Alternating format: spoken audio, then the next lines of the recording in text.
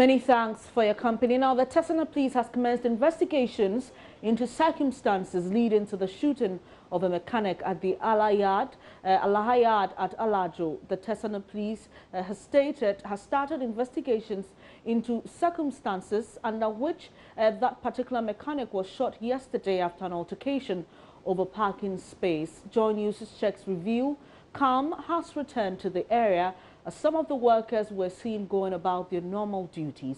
Joy News' Maxwell Agbagba was there and has come through with this report. I'm currently here at the Allah Yard.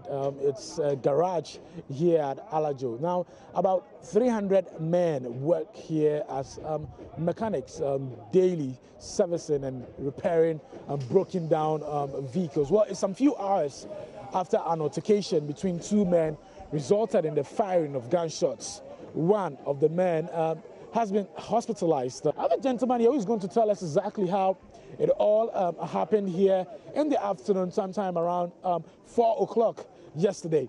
Sir, what's your name? I'm from Nyakon. Nyakon? Yeah. Catch me. Assembly CSA. Oh, Assembly CSA and say, my no, I'm packing canoe, and no see.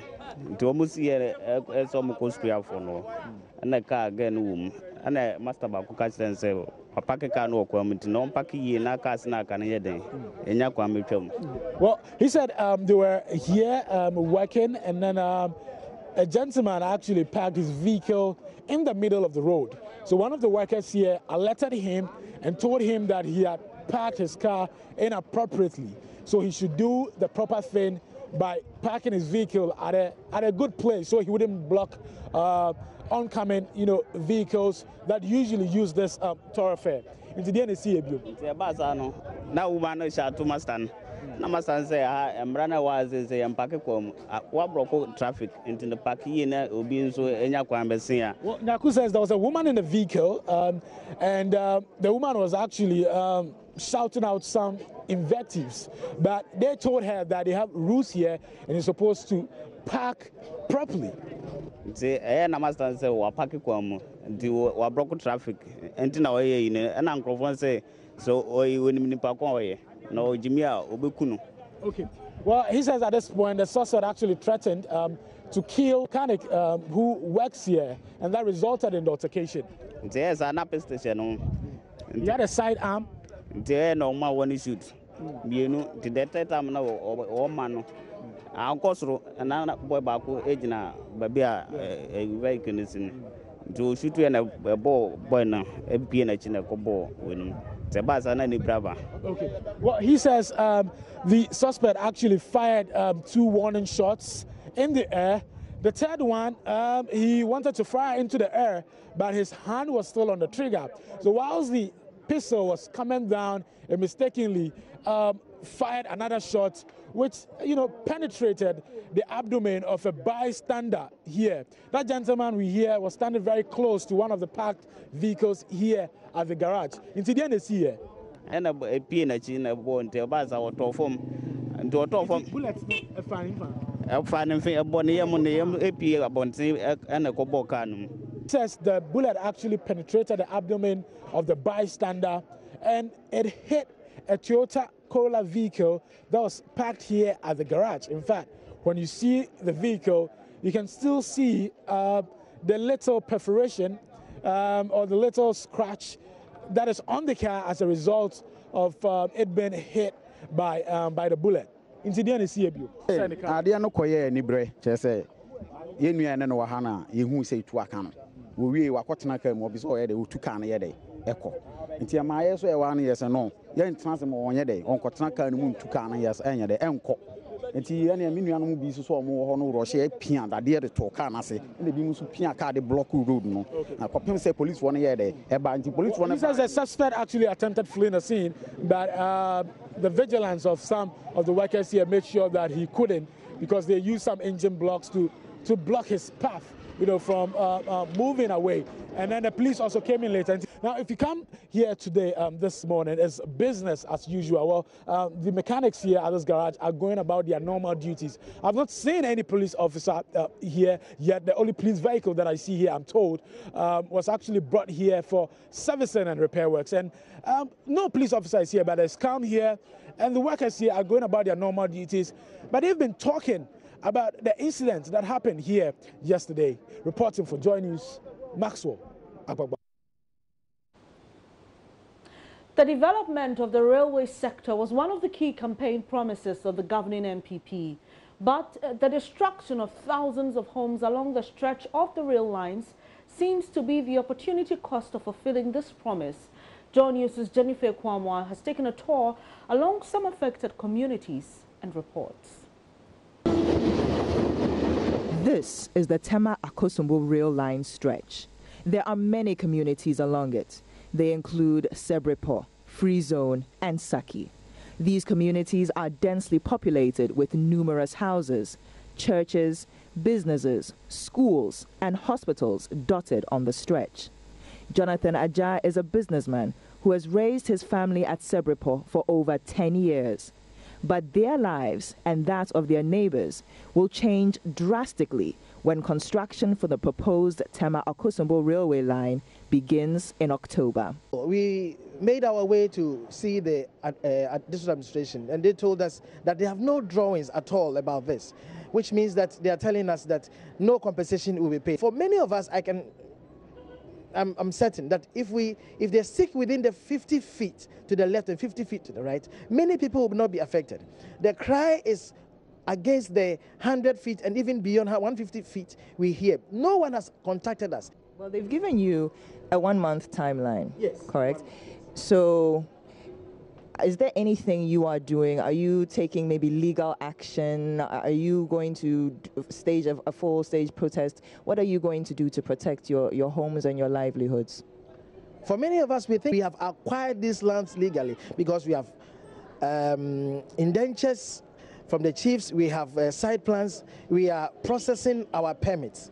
So it's going to be a hard battle. We're not going to sit down for them to believe that there's law in Ghana, we are in a democracy, and we should all respect the law. If they say 50 feet, fine. Those who are within the 50 feet, they have problems. But to go beyond the 50 feet is going to be very fiercely resisted. First, the demarcation was 50 feet from the rail line. Now they have extended the demarcation to 100 feet. It will destroy people's houses and businesses. As for me, I don't want this kind of project at Bediako. I'm a retiree, 76 years old. Now I have 30 people living in my house. What I did was I gave 50 feet. And now they are saying 100. That 100, the whole building is going. But the DCE of Pong Katamanso, Samuel Teteapia, says the residents have nothing to fear. So we want to sit down as quickly as possible to be able to call for this situation so that we know the legitimate people who we need to assist. I wanted to talk to EDC because there are this affordable housing which is in the home district. If the genuine people could be assisted, if we pay whatever. If we come into compromise by giving some people reasonable compensation and then they want to settle as quickly as possible, we could go for the housing. And actually, the project is that is 6 months. So within 6 months, they could get some of them to be evacuated to the affordable housing. That's cold comfort to the residents who have seen the many pillars erected to demarcate where the construction will take place. Now, if all goes according to plan, from October, the Tama Akosombo railway line will be constructed. And what this means for residents of Saki, Bethlehem, Srebreport, and so many others living along the community is that the bells that toll the arrival of trains could also be the bells that toll the end of the livelihoods and businesses that they've had here for over 5 decades. For Joy News, I'm Jennifer Kwamwa.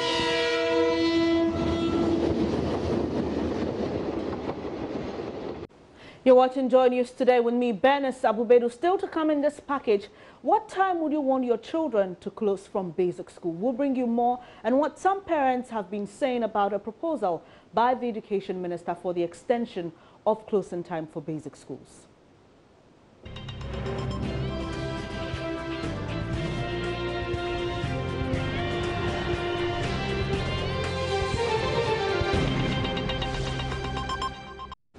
Thanks for staying here on Joy News today. Parents and guardians have been divided on a proposal by the Education Minister on the extension of closing time for basic school pupils. At a National Education Sector Review Forum in Accra, Dr. Opoku Prempeh mentioned as part of reforms for the sector, the revision of closing hours from the current 2 p.m. to 4 p.m. to enable parents pick up their wards after work is under consideration. But school closes too early in this country. 2 o'clock, schools close. Where are the parents? Those on farms are not back from farms. Those doing public service are not back from work. Why can't schools close at 4? So we are talking to the regulatory body called NACA, National Council for Curriculum Assessment. They are in charge, I'm told, of the timetable, and they should begin to reason for the working Ghanaian. Well, we took to the streets to seek the opinion of parents and guardians on this suggestion. I think it's a laudable idea. It's the added bonus is that it will give more contact hours between the teachers and the students. So that will mean increased efficiency in teaching and learning for our pupils. And at the same time, it will also make parents pay less, because already between the hours of 2 and 4, some of the schools are doing extra classes anyway. So this will mean that the government will have to give more motivation to the teachers so that parents, they will teach between those hours and parents will not have to pay extra money for those hours. So I think it's a laudable idea. Yeah. It is good because the students are able to totally exhaust their syllabus. If they also add school feeding programs to it till the time they will close, it would be a good idea. Though the students will be tired, it will allow parents to pick up their wards so they don't join bad company.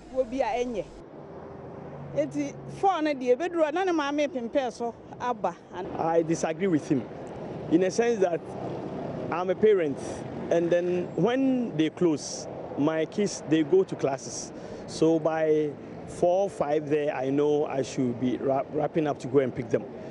I know some parents also complain that they want to, because they close earlier, they cannot, come there. But that one is a form of arrangement, and we can't satisfy all. So Minister of Education, maybe he said that because some parents are complaining, but not all parents are complaining. So you should leave it as it is. The 4 is school. As in when the parents have other siblings in the house, they can close at 2 and then let the children go home. But parents who don't have nannies or any other siblings, they can still keep their kids at school till 4. When they close, they can pick them up. But they shouldn't stress their brain to learn till 4 o'clock. How many of these kids in the public schools are actually picked up by their parents, okay? So most of the parents who work in this corporate world and then other stuff, they have their kids in the private schools. They already close around 3:30 to 4:30. So I think like the idea is irrelevant, because most of the kids that go to like these public schools have their parents working in the informal sector. Most of them are not even picked up by their parents. And then so the normal closing time is okay. I think they should maintain it. Is the suggestion by the minister the best option for both pupils and parents, considering that spending more time in school can also have an effect on the child? Country Director of NGO World Education, Susan Eduayi, has been working with basic school pupils across the country and joins me live on the phone with some perspectives. Good afternoon, Susan. Good afternoon. Well, what do you make of this suggestion? I think I said it somewhere earlier, that I don't know the real rationale behind extending the school hours, but there's a need for research to inform our decision on whether it is a good thing for us or not. All right, but how beneficial is this proposal? I mean, you've been working with basic school pupils. How beneficial do you think this could be for both students and parents? There are different schools of thought on this. While some think that this enhances teaching and learning, others think that there's a need to consider how it affects students, teachers, and parents. For students, the burnout syndrome is going to come in there. For how long can they sit and do the curriculum work in the classroom? Are we extending the hours to focus more on life skills as well, which students lack? Are we looking at parents spending more quality time with their wards or their children? Or are we looking at teachers spending more time at school to prepare for the following day? So these are things, I'm sure that if we compare the private schools with the public schools, we would say that the private schools close much later than the public schools. But many parents of the private schools work for very long hours, so we should not forget that. That's why I believe that there's a need to bring in some form of research. And, well, should parents spending longer hours at work be the reason for extension of school time for children? Well, if you're a parent and you're spending long hours at work and you have nowhere to put your children, naturally you push for this one. But you should consider other things as well, training of the children. I closed at 12:30 when I was a kid at basic school. And I don't think that has affected me in any way. I came out very well. But probably the context has changed. More parents are working now. But we need to find a way to address this so that we won't just be extending the hours, but we'll be doing it based on research and need. All right, finally, should this be a priority of the ministry, even as it seeks to bring in some reforms into the education sector? I think the ministry is very concerned about the outcomes of education. So if this is going to enhance teaching and learning without affecting other things negatively, then yes, it should be a priority. If not, then I think that we have a tall list of priorities and we should look at other things. Right, thank you very much for your time. Susan Edua is Country Director of World Education. It's an NGO that focuses on basic education. Now, away from the education sector, the kitchen and washroom are very important quarters in every home. They can either embarrass you or leave a very good impression on your guest. Now, in today's edition of Joy News Agenda, we help you identify a good sink on the market and introduce you to a new technology that clears your toilet of residue and germs effectively. Here's an Esmenus report. For many people, especially women, stains on the sink is one thing that takes away the beauty and congenial nature of their kitchens. This stain is often not a maintenance problem, as it is with the quality of material. Now here's how to check quality and durability on the market. Meet CEO of the Builders Market, Asari Bedu. I don't understand why a sink must stain, because the name of the material for the sink is called stainless steel. So there's no way it should stain. But however, when you walk in there, kindly ask whoever is in the shop that what grade of sink or stainless steel is this.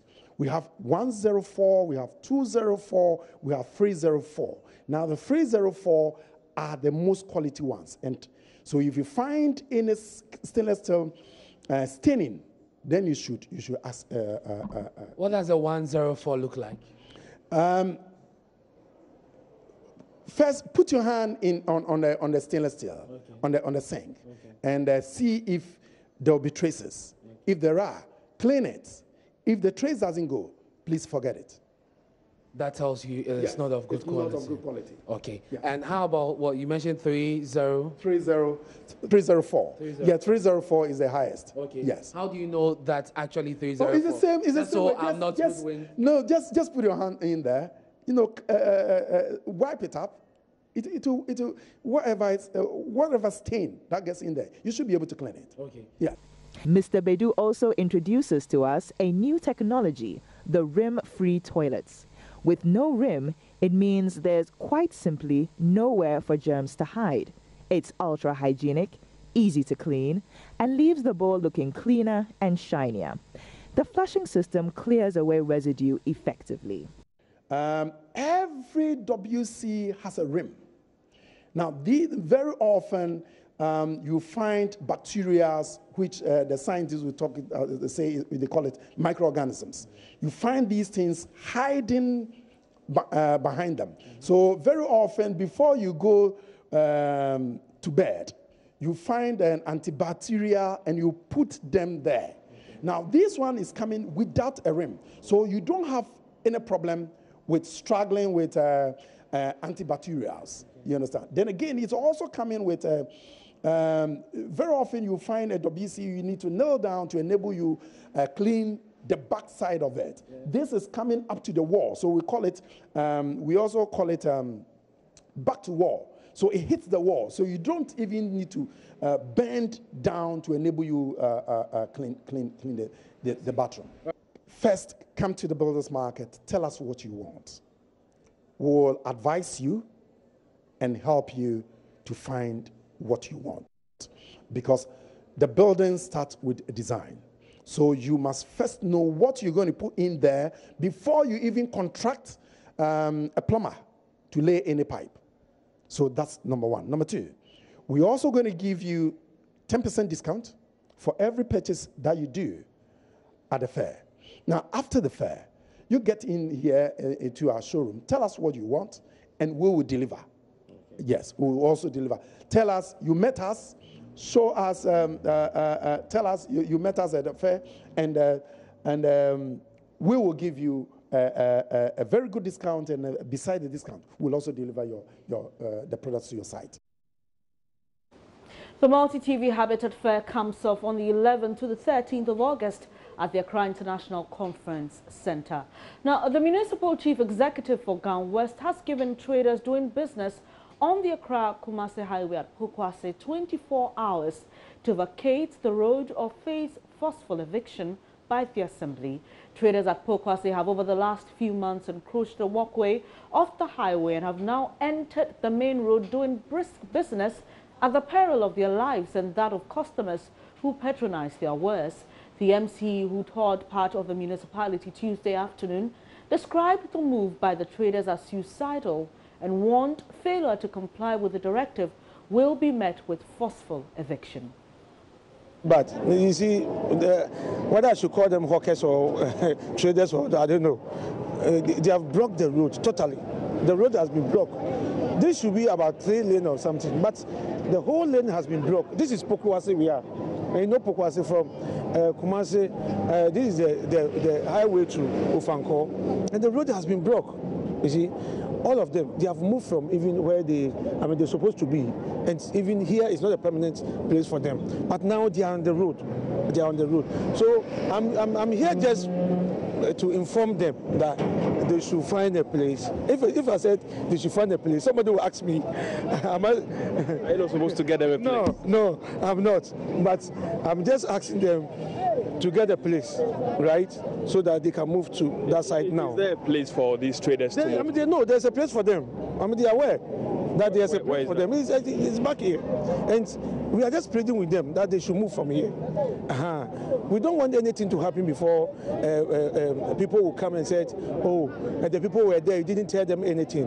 At least you have to plead with them, or you have to take action. Oh, sure. As far as they are human beings like me, at least I'm just pleading with them for the first start, so that they can find a place to move to. And this is very bad. If they decide not to move, what will be the next line of action? They will move. They will move. At least if they want to pack these things, it will take maybe the whole day, right? So I'm just telling them that they should move. 4 days time, I will be coming here. I'm not giving them 4 days, but the 4 days time we'll come back to see whether they have moved from here or not. Yes, I'm not giving them 4 days for them to move, but I will be back here to check it if they are still here. Yes. So you want them to move as soon as possible.